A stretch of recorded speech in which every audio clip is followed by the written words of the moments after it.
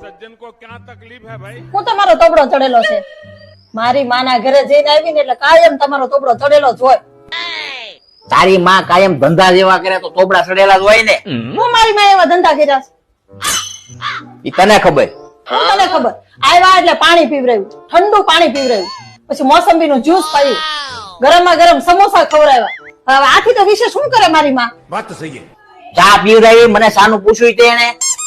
આ કાળા તડકાની ચા હોય કાઈ કાળો તડકો હોય ધોળો તડકો હોય એમાં એને શું ફેર પડે? મને પૂછ્યું એને મને ચા પીવડાવી પડે ને. મને ભલે કાળા તડકાનો ઊનવા થઈ જાય કે મસા થઈ જાય ભગંદર થઈ જાય એને તો વ્યવહારે જમાઈને પૂછવાની ફરજ છે ને એની.